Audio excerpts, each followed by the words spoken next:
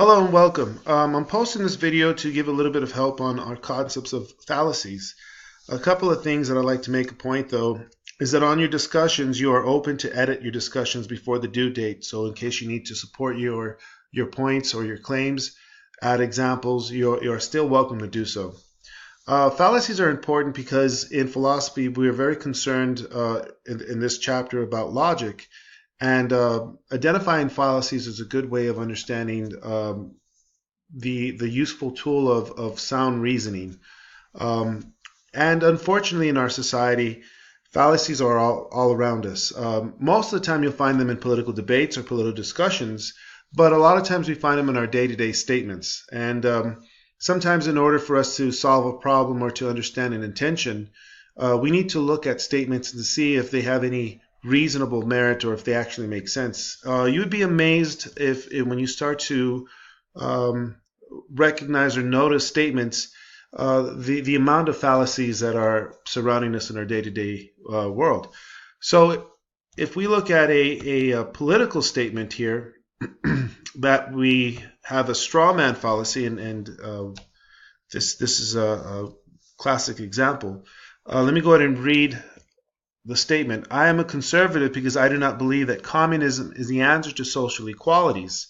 The statement here is a fallacy, and even though the liberal is not present in the statement, the statement is directed towards the liberal, and it's connecting in a illogical manner or an untruthful manner that all liberals are communists or are trying to use communism to create a social inequality. So this is making a false claim, and it assumes that all non-conservatives and liberals are communists. Okay, so sometimes in the straw man argument, you have this strong assumption of the other, or of the person or the other opponent or position.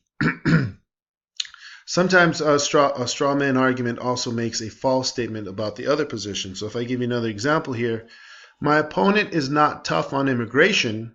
She doesn't want to build a border wall. She wants rapists and murderers to walk the streets. Okay, the problem here is that the opponent, and I'm giving this a matter of political debate, the opponent may actually be tough on immigration, but not necessarily want a border wall. So in these political statements, you're defining the other's position in a negative way, and that is not necessarily the truth of the position. Okay, so there's two examples of straw man. Keep working on the topics. Just remember that the topics that are listed by the author are there for suggestions, and you could use either one of them on that. Going to Socrates and the unexamined life.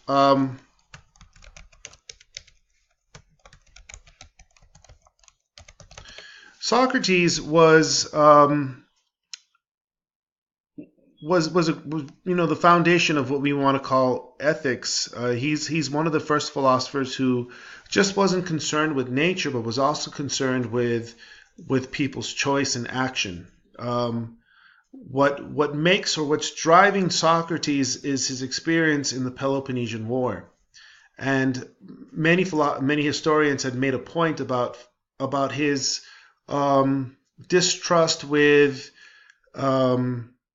the Athenian culture and society that he lived in. It seemed to be in favor of expanding its empire, going to war.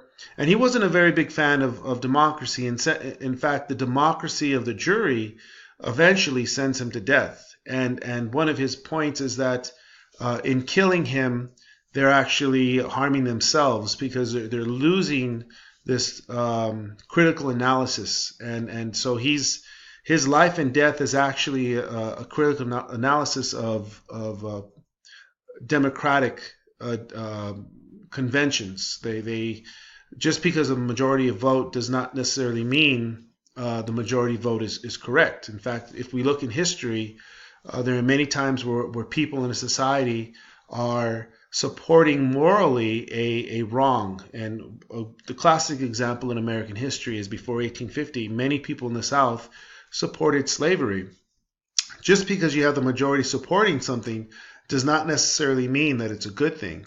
So this examination of your values is very important, that you're able to separate yourself from society and re-examine something that is possibly at odds with your belief. So if we were to go in today's world and topics, it may be the case that some people believe, because of lack of firsthand experience, that immigrants are a threat to our way of life or to our workforce.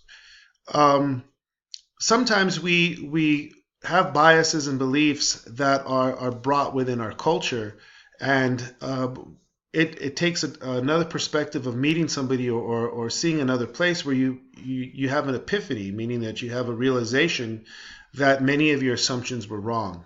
Okay, and immigration or others are a classic example of not knowing fully well of other people's cultures, and you might have some wrong opinions of them. So if that's the case, it may be also the case that many of the values of good and bad are actually given to us through our community and our family and even through the media. Okay, so the unexamined life means that we have a responsibility as individuals in our life to kind of sort through our values. So it doesn't mean that you reject them. Doesn't mean that you want new ones. What it means is that you want to re-examine and see what stays in your value system and what needs to be changed and what needs to go. I don't want to go into too many details of this concept, but a good example may be, then the reason why I don't want to go too many examples is I want you guys to continue to think and re-examine your own examples. But the classic idea of having money makes you happy, or being able to have freedom of consumption of disposable money means that you're going to be happier. So if we look at our infatuation with celebrities and our infatuation with wealth in America, it could be the case that many kids would be growing up and say, well, I need to learn and get this degree so that I can go and get more money, or I need to show that I have more money by wearing this certain brand name. And what Socrates would ask you to re-examine is, does material wealth actually make you happier? And should you learn things for the purpose of its monetary value? And for some people it could be a shock, because the reality is that material wealth can be fleeting. In other words, the happiness of owning something can really, or being able to have money can really wear thin. And what there may be something else missing, and someone who claimed that. If that's the case, sometimes we may be chasing the lifestyle of these celebrities and mimicking or acting like them in a certain way, that after a while we grow up and we realize we wasted our time. So in Socrates' time, people were willing to fight for the Athenian Empire.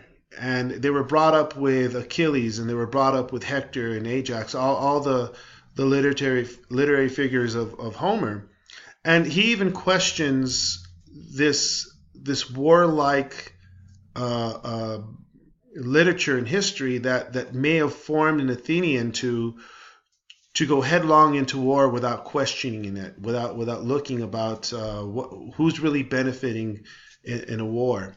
So his idea of the unexamined life really means to step out of culture, step out of many of the ideas and symbols that are being thrown at us in our life, and look and see if we're not being pushed and pulled like puppets, or being pushed around in a rat race. So what I like from your examples is something a little bit more concrete about an epiphany, how someone would look at something and see it from a different point of view, and maybe have a change. So I gave you some examples, but I'd like for you guys to explore some new ones. If you have any questions, please email me. And like I said before, threads are still open for editing.